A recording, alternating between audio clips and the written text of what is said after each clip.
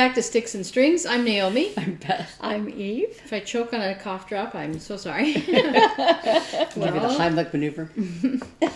It's already like what, second week of April or something, and Yeah. It's almost the 15th. Yeah, the it feels Monday like the 15th. summer outside. Yeah, isn't it like 90 degrees or something like gross. that? In the God, 90s? it was like freezing. It's been high It's 80s hot. and it's heading to low 90s. Yeah, and I don't know, because I've mostly been inside. Still sick. Oh, still trying to get over it, but No, Anyway. you don't get over pneumonia overnight. So. forgive the coffee. And we're back. So Eve's going first? Yeah. So, I have another new start. I was going through my phone to try to delete things that were just taking up storage space on my phone. You know, you have to do it every Right. so often. And I came across, this is a free pattern by Maria Bravko that I remember that. I saw whenever it was she put it out free, right? Probably in the winter. Look, it's a dog in snow. And I said, that's so cute. And then I thought about it and I thought about it and I said, okay, yeah, I need to start that. It's not a huge start. This is 14 count Ada that I dyed myself. But I was like, oh, yeah, I think I have something bluish. It's not light blue like behind the corgi, but I think it's blue enough. Is that a sock or something in his mouth? Or No, what? he's sticking his tongue out. Oh, it's a scarf. He's got a scarf around him and he's sticking Oh, his tongue okay. out. Okay. Cute. Yeah, and his hair's kind of over it too. So I don't know. Her Etsy shop is called Sorry. Cute Patterns by Maria for a reason. Oh, you just sent me one She's the with one no bees that are gnomes. I almost bought it. That's so cute. She the one that did she the- just put that out, and It's I so almost cute. bought it.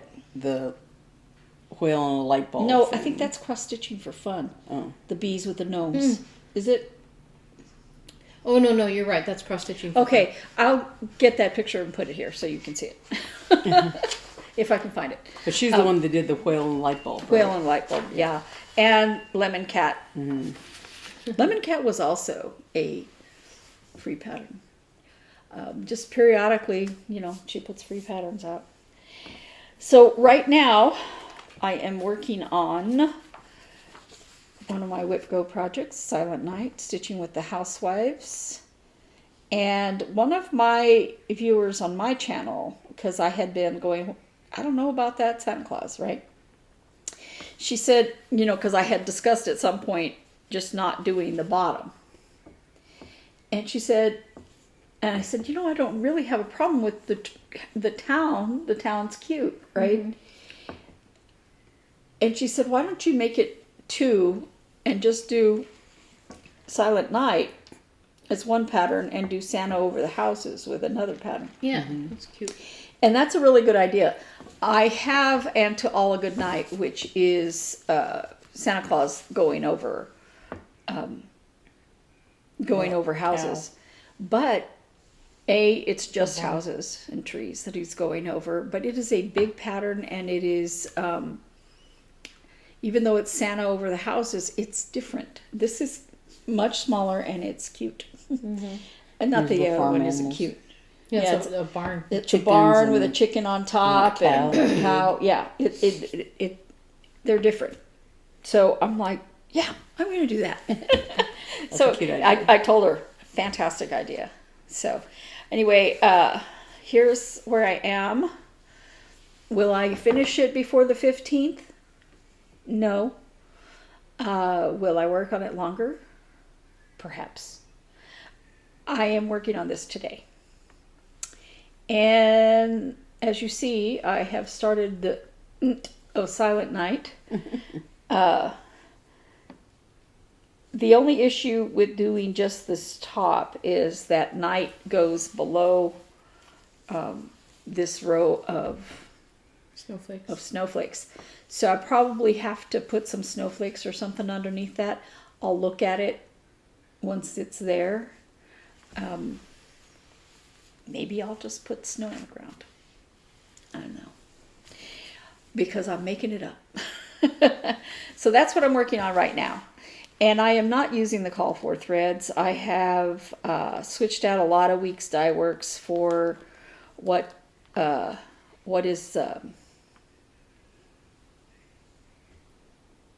called for stuff. And if you care, I can let you know. But I am using this instead of the called for. This is Weeks Dye Works Icicle. And I like it because it's got like a bluish tint to it. It's variegated with blue. And to me, it just looks more snowy. So, and I told you that I'm putting a sparkly, you can't see it, but this is an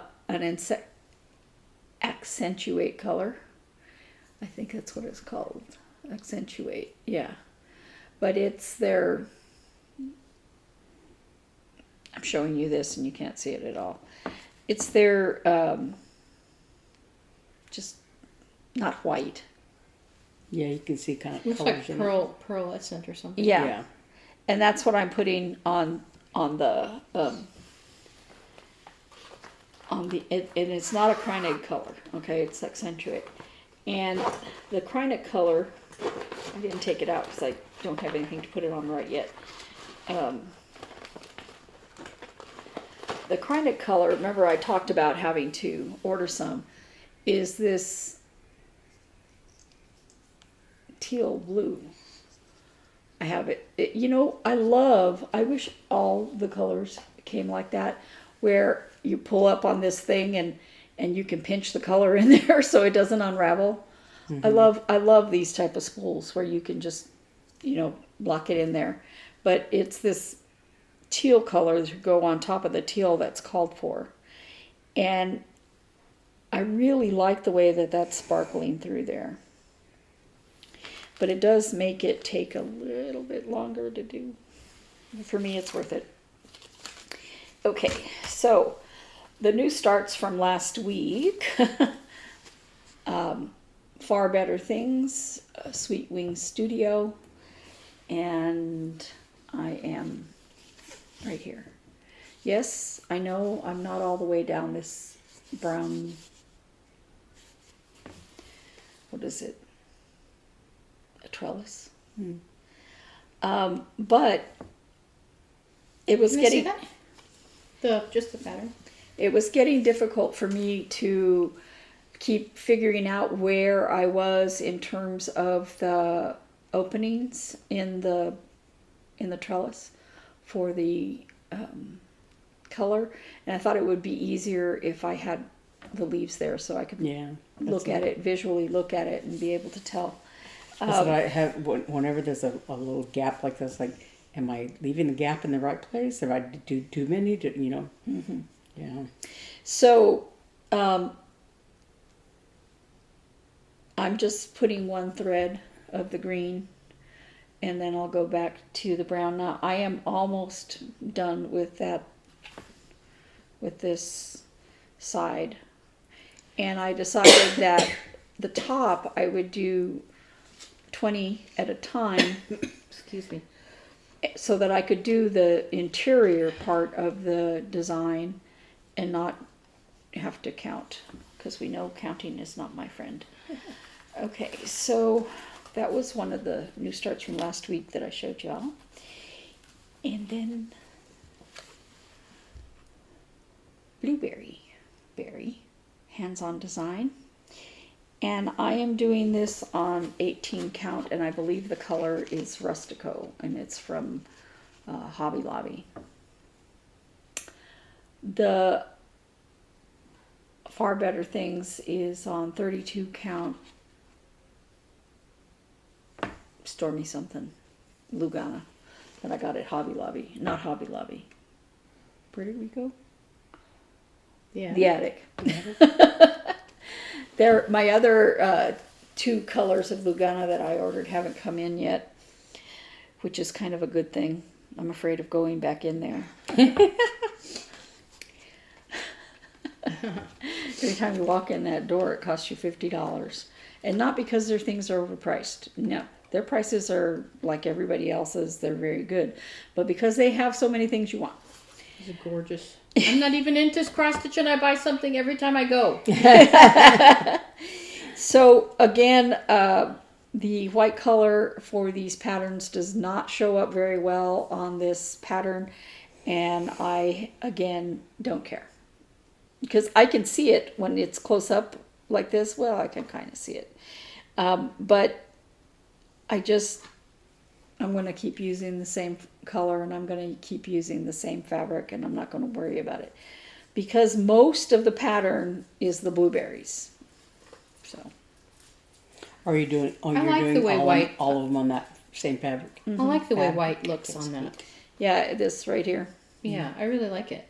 Yeah, it doesn't stick out as much as it does on this fabric, but I'm okay with it. I like the fabric with, it's kind of a natural looking thing for these berries to be on. So Yeah, I like it. And then I did a tiny bit more on Happy Hanukkah, Erica Michaels. Oh crap! And I'm working on the pillow. And Beth is cursing over here. Okay, not cursing. Yes, because I made a big boo boo. So I got a little bit more done on the menorah. I did not work on it until last night, just a short time last night. This is 32 count Lugana. And I have to say I like the way the colors look on this. I think I'm going to really like this, and I may have to do the berry for myself. Except, and I wouldn't know when to put it out. She would have to tell me. That's all right. You can look it up. Get down, you naughty dog. Hey, naughty dog. Hey, naughty dog. And lastly, Get down. Get down. Get down. Stitching Mommy's temperature turtles. I'm doing it on 14 count something. Is it bright red now? No, it doesn't turn bright red till later. Here we are. This one down here. And it had, when I finished Friday, I think the highest it had been was 93. Gross. No, 89. I don't know, but it wasn't bad. Okay, just like I used to tell them when they would come, my Uber passengers, and I'd pick them up at the airport, and it's 100 degrees outside, and they'd go, "Oh, it's so hot." And I'm like, You ain't seen nothing yet. "It's not hot, trust me." Oh, you ain't And that seen would be nothing just yet. like my going and saying it's cold in a cold climate when it's 60. 40 degrees outside, and you guys are going, "This isn't cold."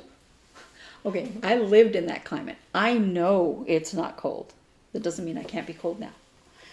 So I think the rest of this turtle is going to be yellows and maybe even a red. Because we are starting, next month will likely be heading in the red shades. In summer weather, yeah. Mm-hmm. And as I said, I'm probably going to have to add some red colors. The reds don't get very red here. Maybe they do. I don't know. But I'm going to have very red turtles. That's okay. Because I knew what I was getting into. And that's me. I know where you live. Shall I go next? Yeah, go ahead. So, if you remember last week, I got a free, let's see, where is it? I got a free pattern for this bear. and I started it here on camera. And I neglected everything else. And I was homesick several days. So look what I did.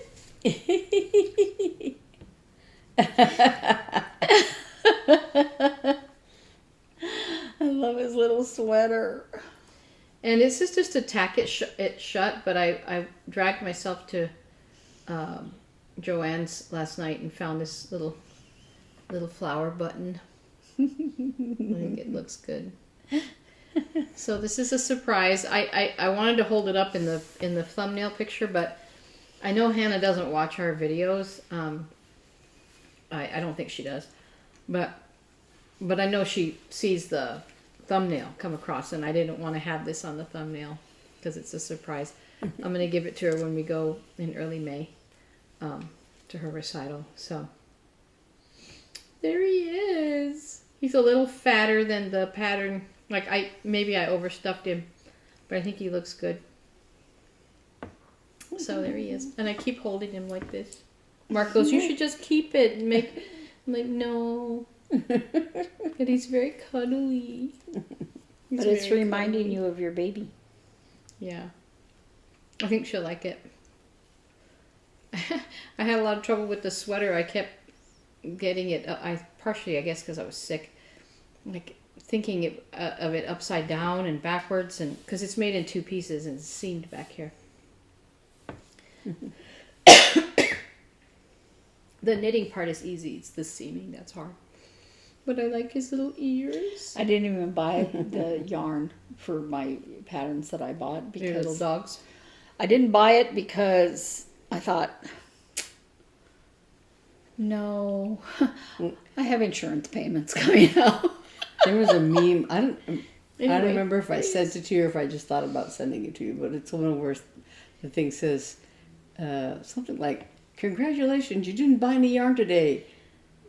Reward yourself by buying some yarn." This red sweater is made from the same sock yarn that I made those red socks that she likes. And then I did buy this yarn for this because That it's is like a so decayed. darn stinking cute. It came out real. I'm so proud of it. I keep looking at all the seams and his little shape. She writes such good patterns. This is Dot Pebble? Is that Dot Pebble? Claire Garland. Oh. And her business name is Dot Pebbles Knits. And this is called Bear Doll. It was her free pattern from her newsletter. It's really nice. It gives really detailed pictures and like for sewing up. Sewing up is the hard part. And then it also has the pattern for the sweater. So so I really like her patterns. Sometimes they scare me because it's so detailed. It's one of those things where you just put your head down and do exactly what it says and don't think about it. And then like several things I sewed and unsewed and sewed and unsewed till I got it the way, like I actually made 3 ears because I realized I did, because you make the ear and you seam it up the sides and then you flatten it with the seams in the center. So that's what makes the little ear shape. And then, so I made 3 ears because I wanted, and I made the left arm and I wasn't sure I liked it. So I made the right arm and I thought if the right arm comes out the same, then I'll use this left arm. And if not, then I'll remake the left arm kind of thing, Same thing with the legs.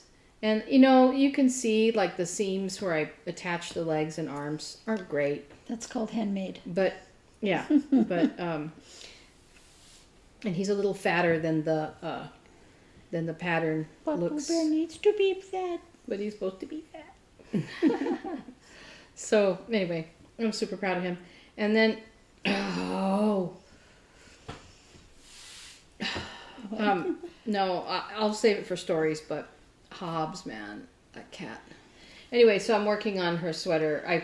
I basically took a week off of the sweater. So I'm working on it again.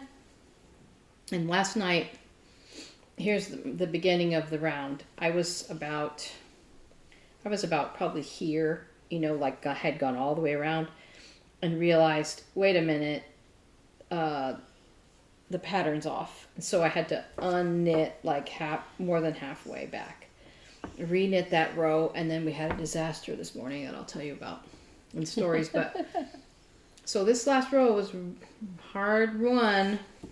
But anyway, so I'm working on this again because I took a whole week off to work on Pooh Bear. And literally that's all I've done. So that's me. Yeah. I did buy some fabric that I forgot to bring with me. And when I went into Joann's last night, they had a rack of those smocked dress fabrics where you just buy like a yard or whatever, and sew one seam down, and and then you have to hem it. But I texted Hannah. I was like, "Would you like a dress like this?" And she's like, "Yes." So then I texted her pictures of all the fabrics, and she picked one. But I couldn't find a schematic because it said, "Look, search smocked dresses on Joann.com," and I did that. And there was a picture, search smocked dresses, and there was a picture of a woman in a dress made from that fabric. But then on Joann.com, I could not find that reference in the projects list or whatever. I couldn't find it. Because I just wanted to know, for a size X, you buy, a yard or half a yard or whatever it is. Right. And I actually bought a yard and a half, and I took it home and realized, I think I could make 3 dresses for her out of that. But it's fine. So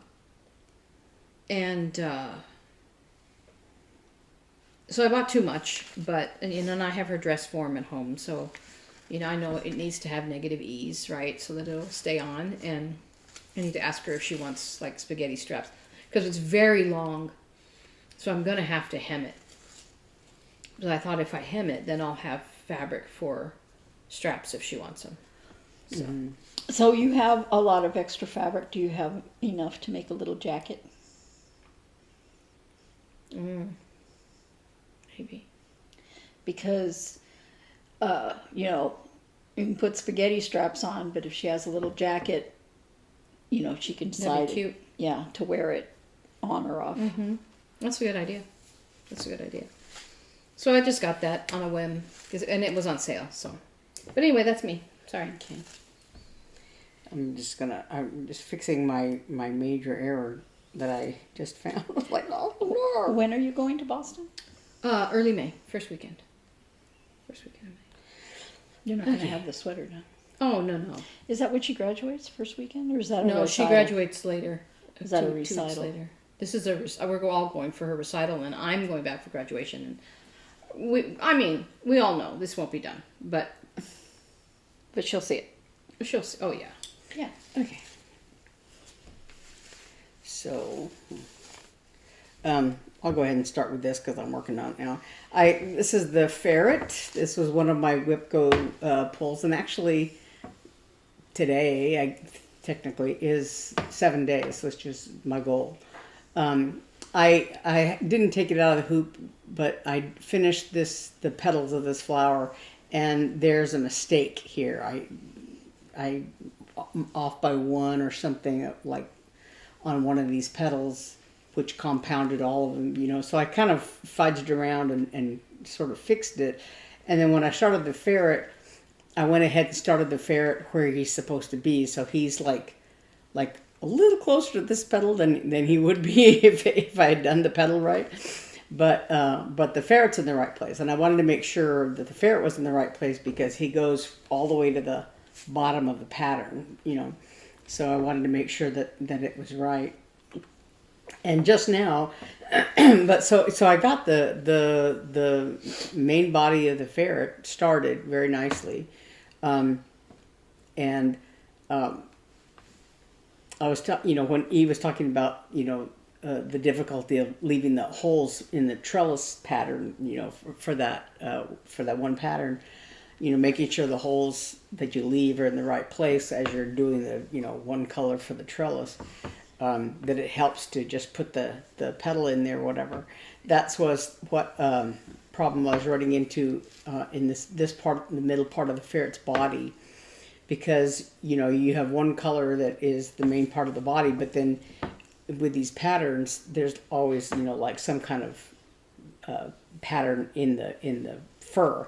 So he has so it's mostly like a sort of a light brownish color, but then there's these little I don't know what you would like call stars, it. Stars, diamonds. Yeah, stars or whatever in the fur, and so they're like in this other color, this yellow color, and it follows a pattern pretty easily, but just to make sure that I wasn't, missing where they go, I just went back and put several of them in there, and that way, I know they're in the right place, and yeah, so it went pretty quickly actually, because he's pretty skinny. And just now I was working on his front feet here, and I realized that I had started the rows. I decided to do them vertically when I got down to this part, and I realized I started them like I didn't go far enough over, and so, but fortunately I figured out how to fix it, and so I'm in the middle of fudging right here, but it'll come out right. So like I said, today is the last day for the ferret, but we'll see how, what I decide to do. So this is the pattern. Best by Cottage Garden Samplings. I'm doing them 3 at a time on this fabric that I dyed myself, and it's 32 count, I believe. But yeah. So yeah, and I actually almost started this the little cabin there, because I think, other than like the little inside of the flowers, that cabin is one of the last places that you use that red color, apart from the circles on the flowers. But I wanted to do that just to, because it's something easy to do, but I didn't get around to it. And so I could have done the 7th day of the ferret yesterday, but I decided to just, kind of to alleviate some boredom and, get some other things done, to work on some other projects. So this is Give Greatly. Last week I talked about how I had started the arm and took it all out because I was using 2 threads instead of 1 thread. So I went back and started his arm again, so now his arm is correct. Except that it was so strange because, so on the ferret I'm using 2 over 2, right? 2 threads over 2.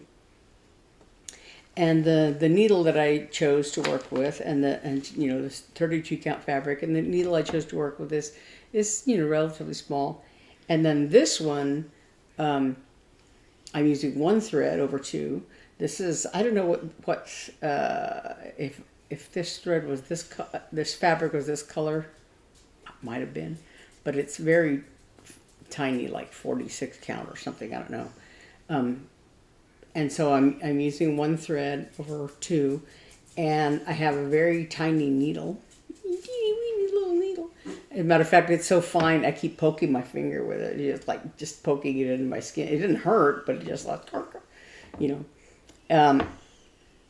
anyway, so I redid his arm, so his arm looks normal now, and but I was going to work on this today while we were talking, but the light in here is so strange because it's brightish, but it's kind of diffused compared to the light that I usually have it in my room to work with. I usually use one of those overhead reading light things that's very bright, and I can point it directly at the fabric. And for this kind of stitching, it comes in handy because it really illuminates the these tiny stitches.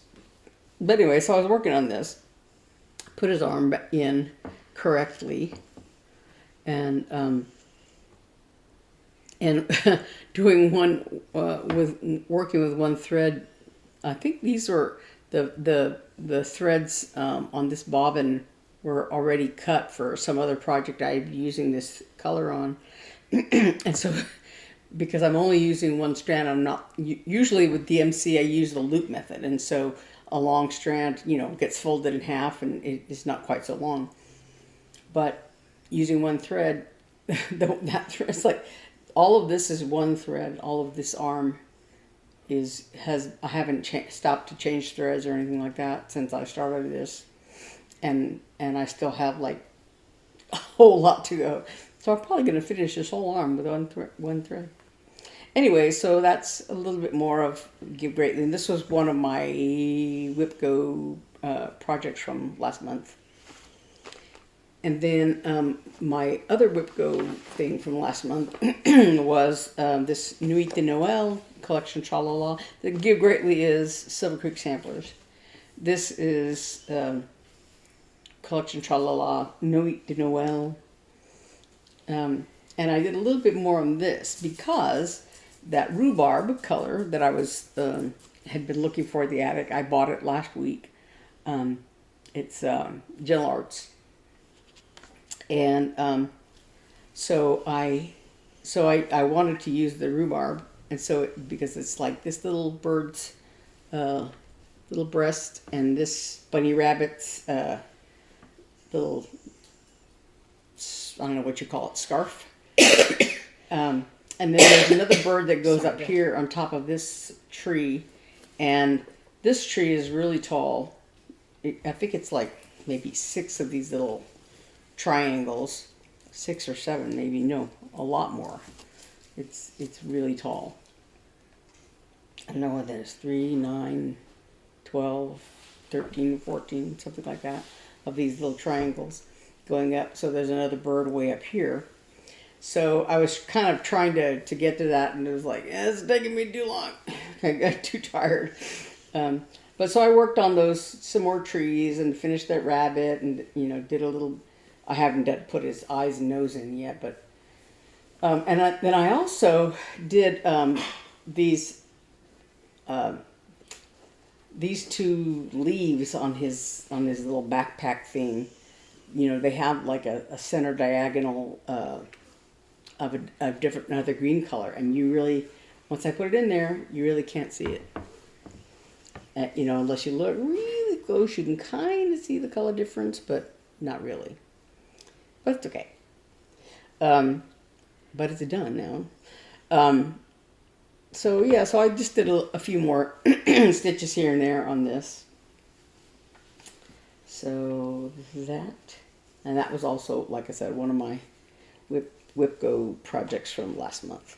And then I pulled this out and did a little bit of work on it, just a couple of lengths of thread, just more going up this border. And I finally rounded the corner. So on this one, as far as the border is concerned, I just have this top part, and then I have to go around again. And all of these little empty squares I have to fill in with white. So it seems like it's really almost done, but it's really not, because then there's backstitch. There's all kinds of backstitching, and I always forget there's like French knots, because there's black ones here on this owl and white ones on this owl, and then their eyes, there's one for all their eyes, and then there's and around their eyes also there's like different color backstitching on each pair of eyes, and then there's black backstitching, all the way through it. But anyway, so I did just a little bit more on this Owl Trio Dimensions. It's a Dimensions kit. But this one, it came with this blue 14 count Aida in the kit, and it came with a needle in the kit also, I guess, and the threads and everything. And so I hadn't worked on it in a long time, so I pulled it out to work on it, and the needle that came with it is so big, and the 14 count, it's no different. I think this fabric is 28 count, I think, but it's a much tighter, denser weave, but working with the 8 on this with the thread and with that needle, the needle is like a 2x4 compared to the tiny needle that I was using before. It was like, oh my god, this is so huge. But yeah, so I just made a little bit more progress on that, just for fun. And I think that's me. Well, you want to know what happened at my house? Yeah. Well, first of all, I've been sick all week.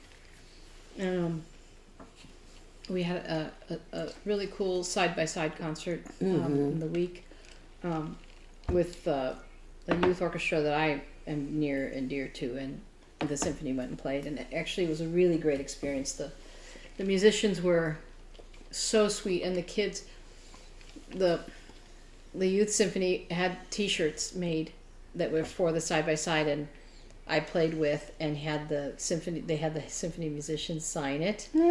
Really cute. And the experience, it was just, we just heard so much glowing happiness from both sides. That it was really cool. But I have no business being there. I went because it was kind of my baby, and I was such a proponent of it, and I wanted to be there. But I was so sick. I was so sick, and that was Tuesday night was a dress rehearsal, Wednesday night was a concert. So Thursday I went to work, and I was basically a zombie. I was like, they didn't send you don't home? tell my boss. Well, I have a basically a carte blanche from my boss of like, whatever you need. But I went to work, and I'm sitting there like, I may as well be here, like my brain is still sort of functioning, but I was that day my brain was not functioning. And at one point I had my head on my desk, like just sleeping. I'm like, why am I here? And I did go to the doctor that morning, and she gave me more meds, and she said, you have to come back and see me again in a week because I still hear stuff going on. And so yesterday I just texted my boss, and I was like, okay, I'm going to actually stay home and rest.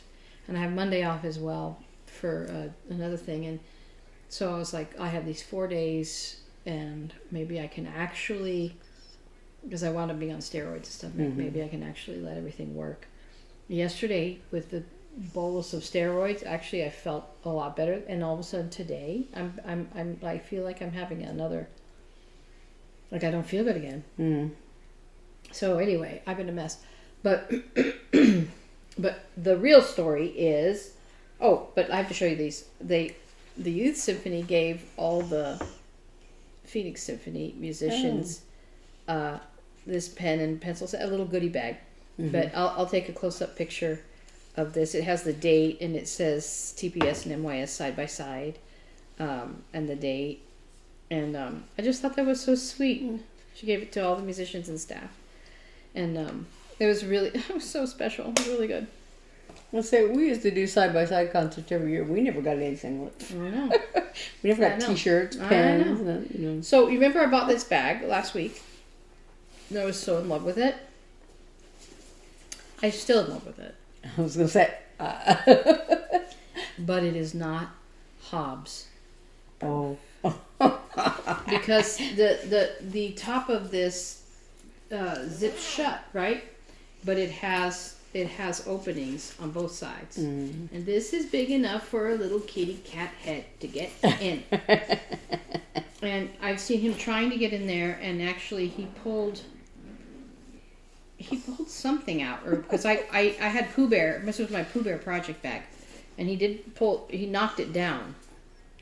Well, this morning I had moved, because I finished Pooh Bear, so I moved this, because I'm like, I wanted to see if this is big enough for the sweater to go to Boston, because although I realized this morning it doesn't have a shoulder strap, which you have to carry it by hand.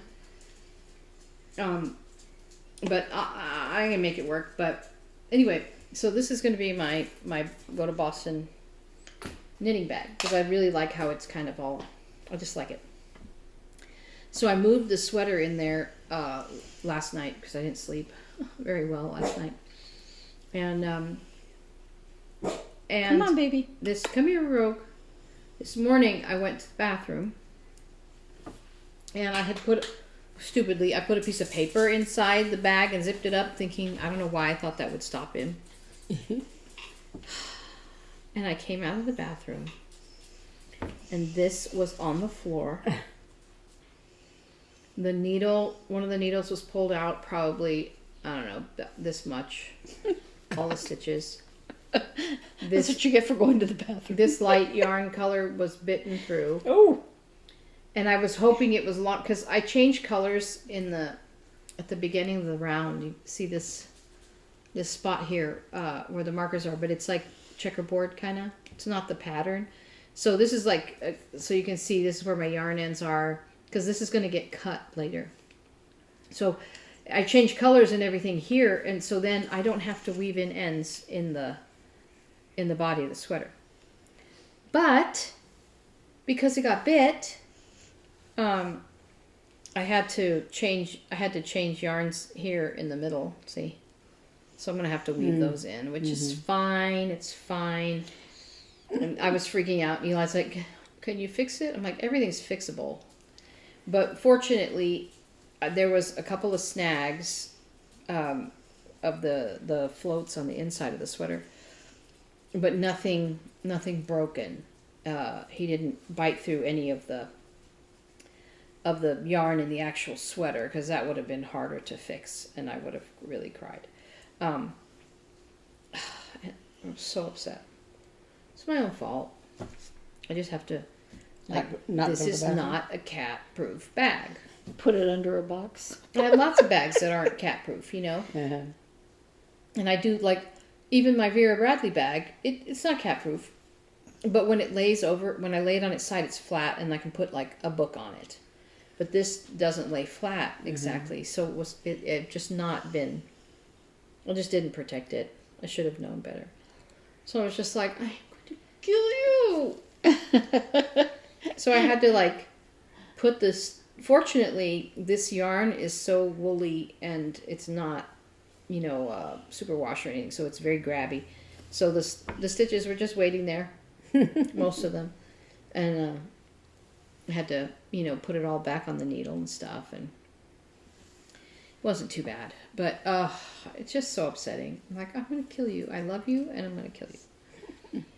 But he has not attacked Pooh Bear. He's not been able to find Pooh Bear yet. I've been very diligent about that, because I don't want to do him over.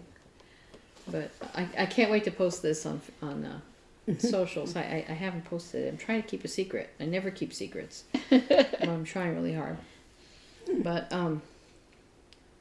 yeah, so that's what happened to me this week. Just been sick. Trying to get better. Do you remember my issue with trying to get a referral for the correct knee? Mm-hmm. I showed up to my appointment. They still didn't have it. So I called from there, and they hung up on me. So I texted a very not nice text. I wasn't cursing, just emphatic. And I went in and said, I need to reschedule this appointment. So I got a call back later that afternoon with some kind of excuses or whatever, and I said, I don't care. I just want it done for the correct knee, right? And I remember Beth having an issue with this same referral department. I think hers was about a podiatry, getting it to a different doctor or something. I don't know. But it's like, just, I don't care how you do your job, just do it. Mm-hmm. You know, because I firmly believe it's not the doctor. No, of course not. And I am so annoyed, especially since I'm going to have to wait another 2 weeks before I can go back. And it's, you know, when you're seeing a specialist, to have to reschedule something is so hard to try to get back in anywhere close. I was lucky to be able to get in that soon. Yeah. And I think that I was only able to get in that soon because they realized that, I was trying to do everything. Right. So, yeah,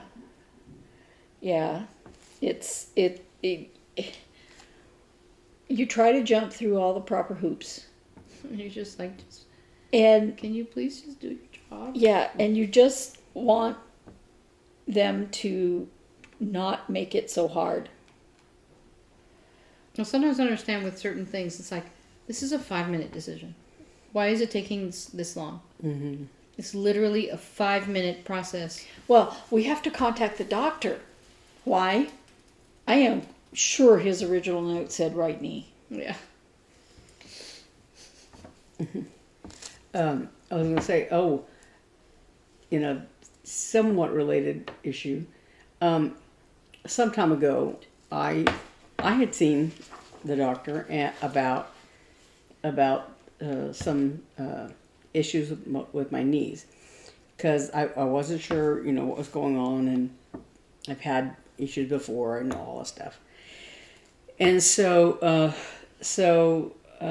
they gave me a referral to go to this place to have some x-rays taken of my knees.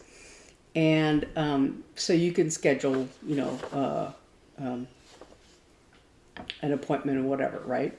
So I was going online, and I was like, there's a little help chat feature thing, and because I was going along and I they wouldn't let you do it on both for both knees. And so I was having trouble, and finally the guy said, well, you have to do 2 separate appointments, one for your right knee and one for your left knee. I was like, that's really stupid, but okay. So I did that, and I was able to get one at 1:30 and one at 2 or something like that. So when I went to check in talking to the receptionist person or whatever, paying my copay, and it had charged me, my $15 copay once for one knee and once for the other knee. And so in talking to the girl at the desk, she only charged me for one appointment, because they were, and so I paid for it then, and I went and I sat in the waiting for my appointment for like an hour, for a long time, waiting, and I was like, I went to that same place and I was in and out. Yeah. And so I was just like, what is the problem? And then they finally called me back, and the technician girl that was taking my x-ray, she said, yeah, there was a mix-up or a problem, because apparently because of the way I scheduled it, because there were 2 appointments, and they had to talk to the doctor, and yada yada yada. And I'm like, yeah, they made me do 2 separate appointments, and she's like, yeah, that's kind of crazy. And so she, took both x-rays of my knees in basically one session, right? And so then I got... Then you got a bill for the other some kind of notification, that said, for your $15 copay, and I thought, oh, well, I already paid that, because, they only charged me once, and I, so I paid it. And then just the other day, I got a bill. And so I haven't called them back, but I need to call them back and say, look, I already paid it, and we did it in one session, so I don't swear the medical profession is getting stupider and stupider. Yeah. Because of this kind of thing. Well, and it just doesn't make sense, because it's all about coding, and so you can't do anything with your brain. Yeah, because that's what the issue was. It was something to do with the way it was coded. Yep. And I'm like, Yeah. But then why do you not have a code that says right and left knee? Both knees. And to make things even more difficult, one of the major providers here in town, hospitals, urgent cares, blah blah blah, has broken ties with many insurance companies, including the entire town of Gilbert. Not individuals, government. So that means, Phoenix has a lot of hospitals, but they're mostly centralized, for lack of a better word, right?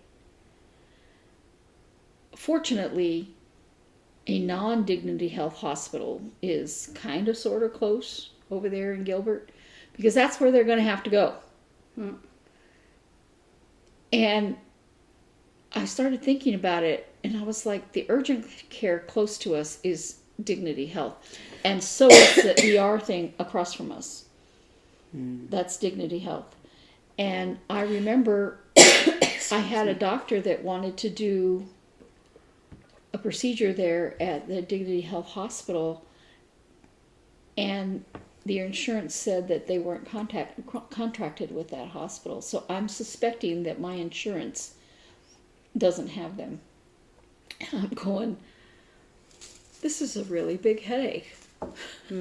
Because there's so many places that are under that umbrella in the general area where I live. Yeah. I can go to Banner. It's further, but I can do it,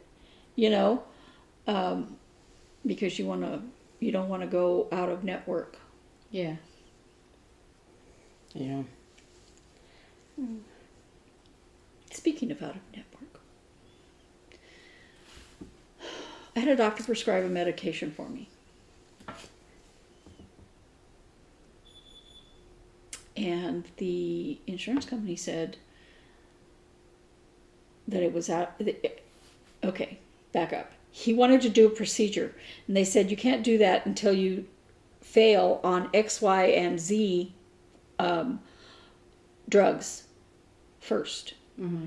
So he prescribed one of those drugs, but the insurance company doesn't cover it. So I called and said, you're going to have to do a pre-auth for that. I'm still waiting. Oh, no. So, it's like, if you tell the doctor that they need to give you that drug before they can do that, I think you would cover it. which isn't one of the drugs they cover, why are you making him jump through hoops to let me have... and let's just say I failed on the one that the insurance company pays for, and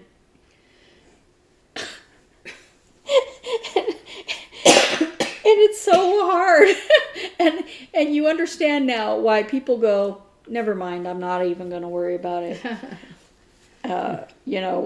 It's not that because you don't think it's a problem, it's because getting the proper care is a problem. I had a medication from my pulmonologist that they stopped making, but they continued to make the generic, but the insurance company wouldn't cover the generic. That's pretty backwards. So I'm so sorry. So my doctor had to do So a pre-auth for the generic of the drug that they had originally prescribed. Yeah. And I'm like, that is just too crazy for words. And it's not like this drug, like this happens overnight, figuring out why you're not getting your script and, and getting it all fixed. I'm glad it's not like, I don't have heart medication, but I'm glad it's not heart medication or something, Yeah. And for me, asthma medication is very important, but... So I used to say in the hospital, whenever when I had my brain surgery, I had a stroke during the surgery, and so I was, a fall risk supposedly, when so that I had to let a nurse know every time I had to go to the restroom, and so they would just make sure that I was that I could walk okay, and not fall down. So I went in the restroom, and then when I was done, they had to come and escort me back to my bed, whatever. And so so there were a couple of times when, well, especially when I was in rehab, because the girl that I shared a room with in rehab, she was horrible. Yeah. Because she never wanted the whatever the hospital meal was. She always wanted she always wanted a nurse or somebody to go and get her something else from the cafeteria to go, and she always wanted to eat at like weird hours, not at the mealtime or whatever, and she just always had, and then at some point she wanted to talk to the doctor or the nurse or somebody about this and that and the other. So she was always, putting the buzzer and saying, I need to talk to a nurse. Yeah, I need to talk to a nurse or whatever. And it wasn't like, like when I would ring the buzzer thing, and then the nurse would answer or whatever, and I'd say, I need to go to the restroom. And so they would send, and there was one time when they were taking forever to come, and I always used to say, it's a good thing I'm not dying, because, I was like waiting and waiting and waiting for somebody. And the reason that I waited so long because they thought I was the other girl. Yeah. Yeah.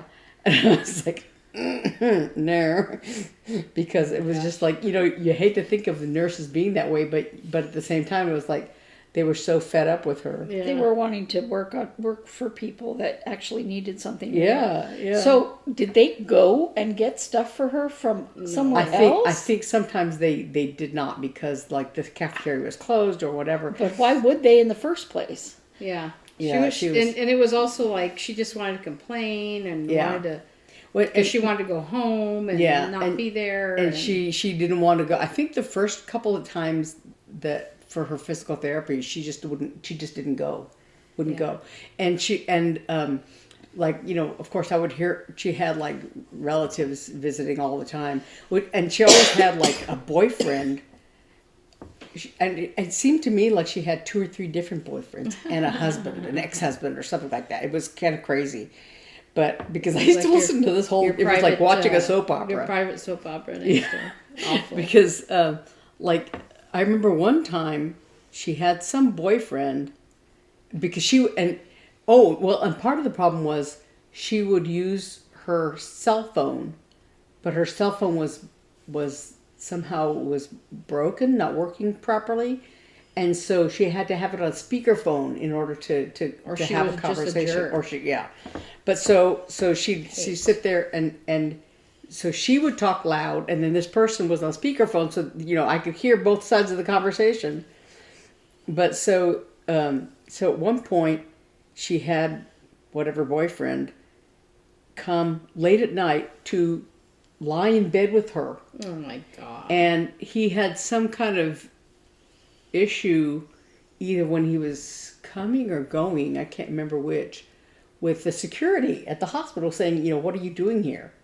And he had to like make up something or whatever, and I'm like, what? And I think he told her, please. I think he told her, that the reason why he wasn't there was because the security had stopped him or something like that. And she's like, why can't you be here? Oh my gosh. And I'm like, shut up, I'm trying to sleep, and she was just constantly talking out loud late at night, in the middle of the night to whoever, and then like her family, on the one hand, I think her family members were basically telling her, oh, you're going to get over this right away. You're going to be fine. And, and she had I think she had like a stroke and had brain surgery or something like that also, and so like a lot of people with brain surgery, she had double vision from the surgery, right? And so of course it takes a while to get over that, but so that was one thing she would complain about. Oh, I have double vision, I can't, like she expected it to be gone instantly or something. And then so her family members were like, oh, you're gonna be fine, you're gonna get over this, so and so had surgery and like this, and they got over it, blah blah blah. I'm always surprised how much people don't know about medical stuff. I don't know why. I think look it up. Go read about it. Talk to the doctor about it. And so they might have just been trying to encourage her and get her to stop being so whiny. No, But- I think they were the reason why she was. but the one of the boyfriends, whichever one, finally had told her, this is going to take you some time. You have to do all this. You have to do, this and that. He talked very sensibly to her, and I think possibly after that she kind of, started cooperating a little bit. But she was always very annoying that way. Just, it constantly, and finally she figured out at some point. She figured out how to use the hospital phone Oh my God. to talk to her boy instead of the broken cell phone. Yeah. To talk to people, so that but she was still very loud and always at all hours on the phone, and it was just so It's bad enough to have a roommate and an obnoxious one. yeah, it was horrible. Well, to change the subject, I had asked Hannah some time ago for a recommendation for an audiobook for Eli and I to listen to on our commutes in. And she recommended the Murderbot Diaries series. And it's a science fiction That sounds interesting. book. And so I downloaded the first one and we listened to the first chapter going in, and I really liked it. And then on the way home, I think I had to leave early and Eli Ubered home, so I was like, I'm gonna keep listening. And so I just started listening to they're like the first 3 or 4 books are novellas, and then the next 2 are longer novel length. So they go real fast, and it is so great. And I told Eli, anytime you want to listen to chapter 2, but since then he's like, yeah, it's okay. Well, let's listen to music. So I'm like, fine, I'm not waiting for you, because it's really interesting stories. And the voice of the Murderbot is I told my husband, I'm like, I'm kind of in love with him. Like, he's so sarcastic and very 3-dimensional and very interesting, and it's so good. And I've been meaning to talk to Hannah about it and tell her how much I'm enjoying it. And I just finished the 3rd novella and got the 4th one this morning. Audiobooks are so good for when you're on long drives, commutes. Well, that and music's fine too, but and I've been listening to it while I knit too, because I don't have to watch anything, That's But it's such a good story. So if you're looking for something, it's Martha Wells, I think it is. Let me check her name just so I'm 100% sure. It is The Murderbot Diaries by Martha Wells. And the guy who's reading them, the main reader for all these is really excellent too.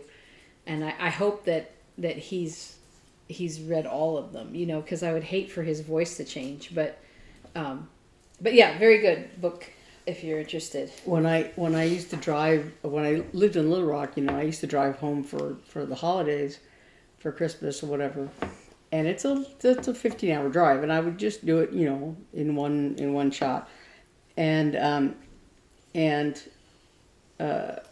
early on at some point, a friend of mine had taken a long drive somewhere, and she had taken a book on tape, kind of an audio book, as they were called now,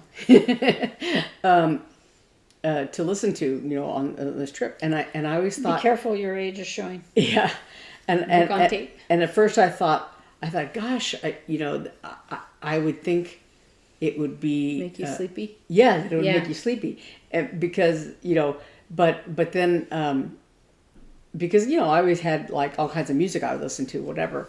But one thing I found that I can't listen to classical music without words, because I do get sleepy. Mm-hmm. If I listen to rock and roll, whatever, I don't know if I sing along or whatever, or they're shorter or something, but Yeah. they wouldn't cause that problem. But then one time, in those days, I always went to love stations, to go to the bathroom, get a snack, whatever. And at Love's, they used to have this little kiosk thing where you could you could rent an audiobook at one place and listen to it and then turn it in at the next place you stopped or whatever.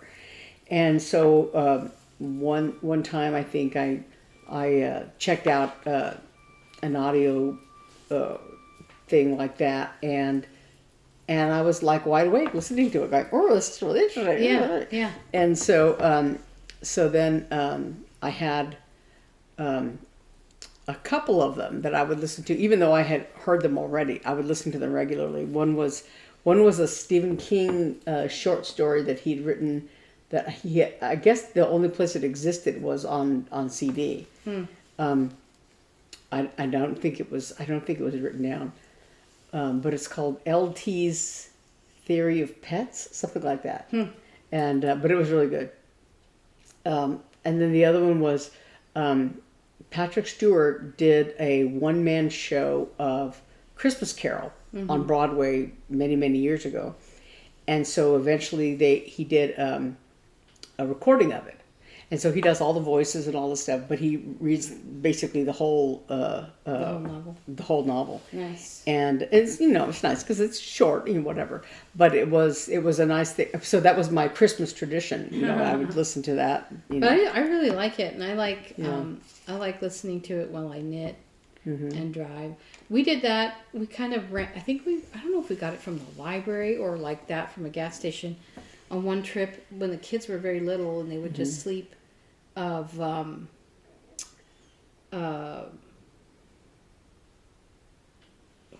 book was it? It was set in, not in New Orleans. It was set in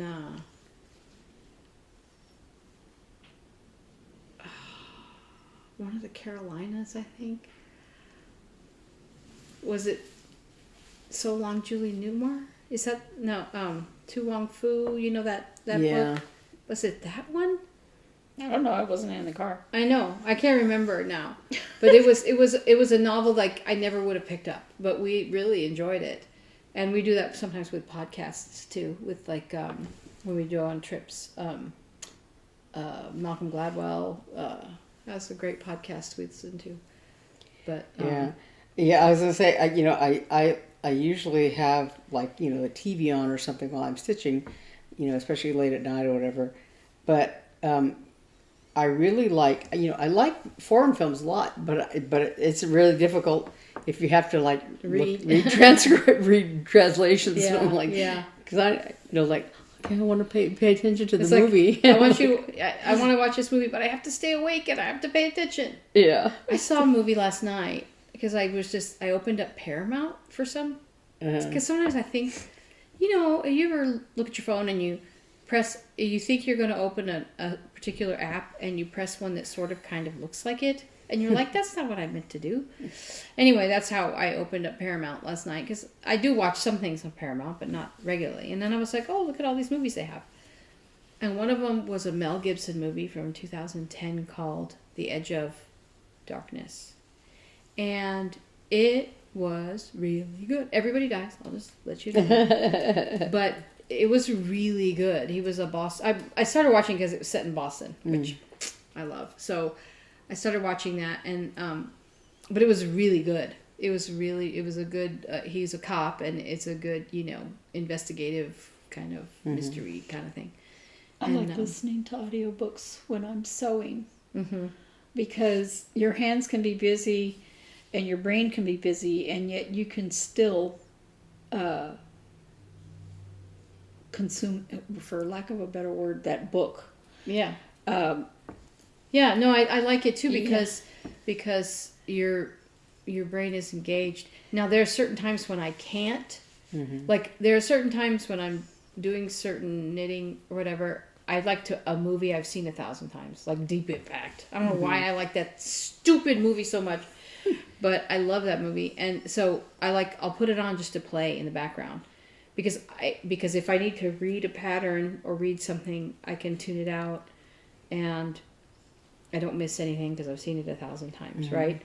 But like in this book, I was working on Pooh Bear, and there was some spots in the pattern where I really had to and I'd have to turn the book off because my brain was trying to understand the words I was reading on the paper, and I couldn't, with the words in the background, understand it. But if it had been a movie like Deep Impact that I've seen 10,000 times, it wouldn't matter. But I was gonna say when that movie makes me mad. When I used to play in the symphony, one of the things I did as a hobby was writing, and a lot of times, if I had a movement that I did not play in, or the conductor was working with the violins or something, it didn't involve us or whatever, a lot of times I would sit there and write while I was listening to the orchestra play, because it was like it, and it was really like fueled my productivity, because listening to music, it wasn't, I didn't do that when I had to count rests or something, and be engaged or be involved. It was when I did not have to be involved. And so but I found that that really, just listening to the music and everything, it was really, it fueled my brain somehow. And I think it's just, because it involves, whatever parts of your brain that way. I saw a big thing, like people arguing whether or not reading and listening to audiobooks is, if listening to audiobooks is the same value as reading. And some people say no, it's not, because it's a different part of your brain, and other people say yes, it is, because you're still processing words and using your imagination to see what you're reading about. And the only difference I would think it involves is like one of the things that I think as a kid, a lot of times, the way I learned like grammar and where to put commas and things like that is by reading, because then you see. I'm not saying it. I'm just saying it. I'm just saying like. What I'm saying is that the more literal reading you do, the more you see the sentence structure, and you see the use of commas, and you see the use of phrases and things like that.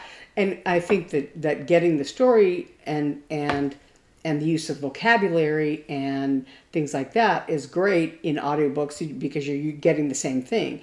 But I think that in physical reading, you're actually seeing the structure of the writing in a way that get passively when you're listening. I think that would largely depend, your value of that would largely depend on A, your age and education already. Yeah. And B, whether or not, there's a lot of people who find reading very, very difficult for a lot of reasons. Dyslexia, stuff like that, where it enables them to have access to books that they may struggle to read if they wanted to read a book that long.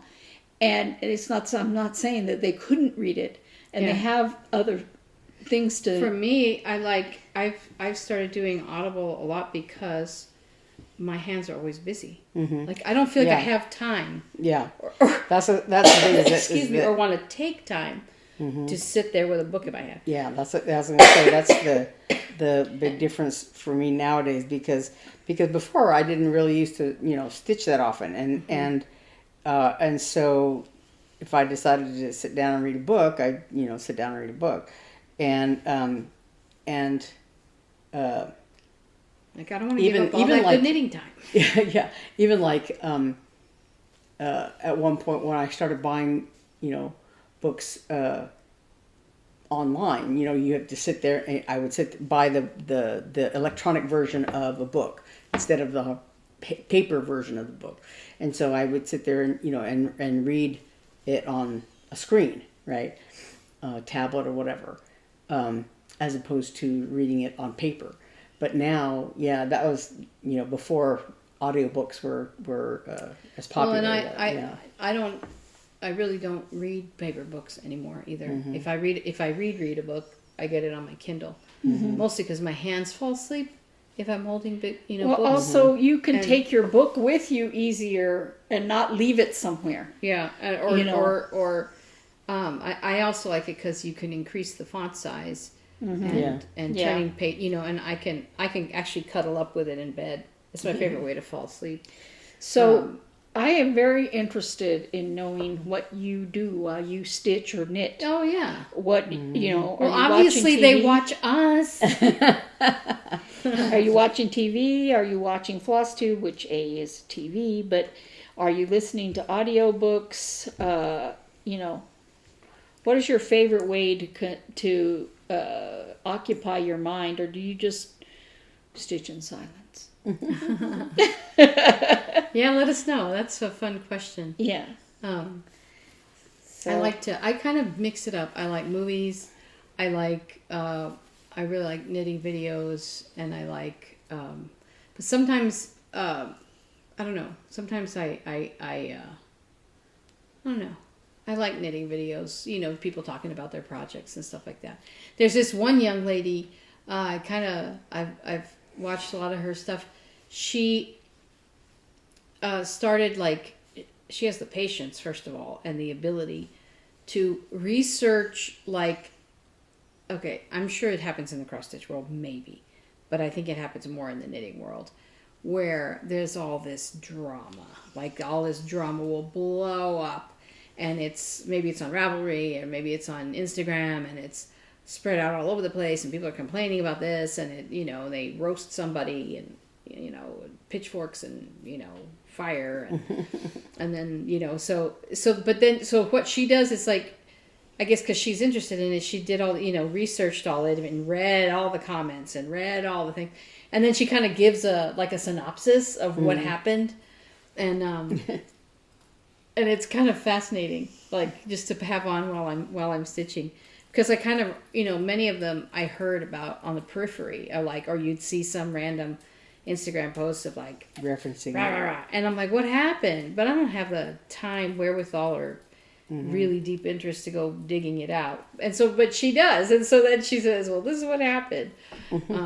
So that's been kind of fun. Well, it's like, a Facebook group that you're on, and I am not naming any particular Facebook group because it happens on all of them, where someone will make some comment, I'm leaving this group, it's so rude or whatever, and list all these things that they think are awful. It's like, I always say, just it's not an leave. airport. You don't have to announce your departure. Just leave.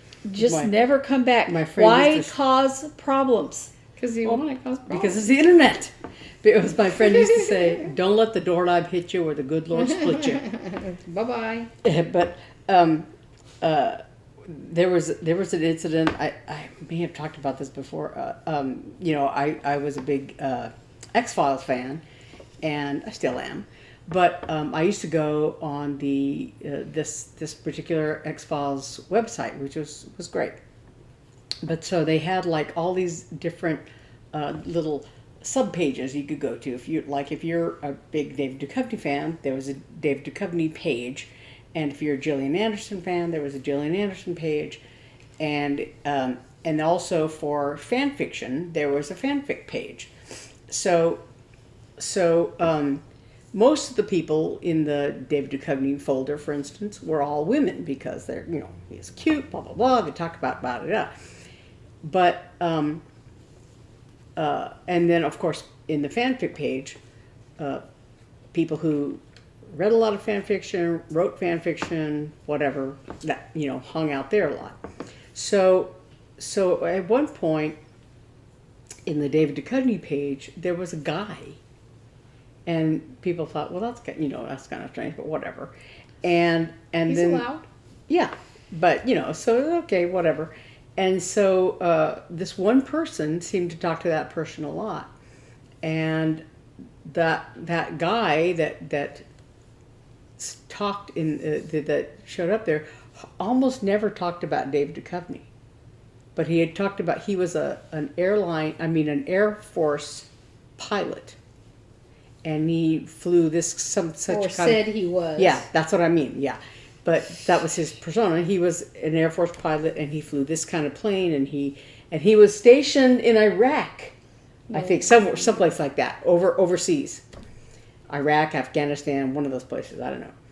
And so then there was another person in the folder, some young girl supposedly, who she thought that was so cool. She just loved those airplanes, blah, blah, blah, blah. So they had this conversation all the time between the two of them. And then there may have been one or two other people, talking about airplanes and blah, blah, blah. And then, so whatever, And then at one point, this woman, posted on there, she was this guy's girlfriend, and she was the nurse, and blah, blah, blah. Okay, fine. And then at some point, she posted that, he's been injured. He was in an accident. It was really her posing as him. It was, it gets better than that. So she talked about how, I guess it was supposedly some accident. It wasn't like a combat thing. It was some kind of issue, But so he was injured and he was in the hospital, and of course people were appropriately kind and say, sorry about that, yada yada yada. And but then he died. And because like a piece of glass had gotten in his eye, and so it had something happened, blah blah blah, and he died. And so then his commanding officer posted on there, so and so, passed away, and like they would. Yeah, and he had this commendation and that commendation. He was great, blah blah blah, blah. And everybody's like, what the heck? Why would if some random person go on some random website and talk about, just like, what? That's crazy. And so I guess enough objections were raised to it that all of a sudden people say, well, if you don't believe it, I'm just going to leave. And then this person left, and I'm going to leave, and I'm going to leave. And so, and this person said, there was like a dozen people or something that left. And I'm like, okay, go ahead. And so everybody was thinking, was that all the same person? Yeah, of course it was. Right? And so somebody said, yeah. Yeah. And so then around the same time, or maybe a little after, there was or maybe going on longer, in the fan fiction folder, there was a person there was a sort of a group of writers that went by the Just Duckies was the name, I guess, of this group. And it involved several people who wrote stories, and sometimes they wrote together in various groups or whatever. But this person was part of that Just Duckies group. And she so she was relatively active in the folder.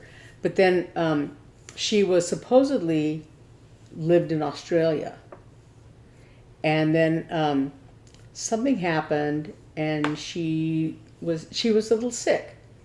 But then her and she had children who had the same birth dates as either Gillian Anderson and David Duchovny or Mulder and Scully, something like that. I don't remember what. Oh my God. But so she had, but then, so after she was sick, then all of a sudden her husband, no, I think he had been on there before she got sick, but all of a sudden then her husband said, she's really sick, blah blah blah, and then of course then she died. Mm-hmm. And so some people were going, well, what hospital was she in? Because I'm from Australia, and I didn't, I haven't seen anything about, blah blah blah, and mm-hmm. and this is the days when these chat rooms were so anonymous. Yeah, like at least in Facebook, you can go into someone's profile and tell whether they're kind of real or if it's a fake. Yeah, I think somebody had to go in like through the person's IP address or whatever. Yeah. But so then he said, she's very sick, and then all of a sudden she died, and then so people were saying, well, and there was something about, they asked about something about the funeral, and he was like, no, because she was from India, and so the body was being flown back to India, and yada yada yada, and then her sister came on the thing because people were going, I call bullshit on that. Yeah. And so then all of a sudden her sister was saying, how dare you say that wasn't real, blah, blah, blah, blah. And we're like, if your sister had just died, why would you go on some random website right. and talk about your poor sister, blah, blah, blah. And so, and again, you So had a whole weird. bunch of people flouncing out of the okay. Yeah. out of the room, and everybody's like, so some person looked it up and said, yeah, that's just all the same person. That Yeah. person and the Yeah. Air Force pilot person. Yeah, just It's on like- there to make up. Okay, but here's the thing. There's a documentary called The Girlfriend That Didn't Exist or something like that about this very famous football player Oh yeah, yeah. who fell in love with a girl online and Catfished. he was catfished and they talked to the woman who did it to him and yeah, it was horrible and he totally fell for it. He was like national, and she died from some disease and then yeah, it was, so it happens in like everywhere. Okay, so I'm sitting here talking and guess what I find embedded in Hannah's sweater? What? Toenail? A shed Cat cat claw. So we should go. Yep. Yes. Yep. Let us know how you spend your time stitching. We hope that at least some of it's with us. And we will see you next week. Yes, we will see. Oh, next week I have the Knitting Guild Association, the National Knitting Guild Association is having a 3-day knitting online conference, Friday, Saturday, Sunday. So I'm going to be doing that next week. So we're going to have to find an alternative time to, excuse me, to record. You're not allowed to do that.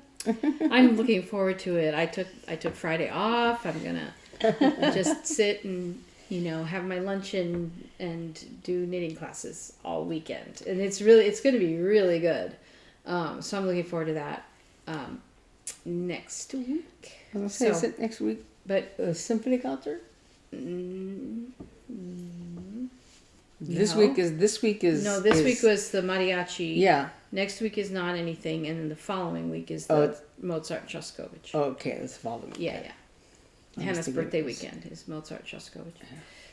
So but we'll still be back next week, same time, same station. We just have to record on a different time. Yeah.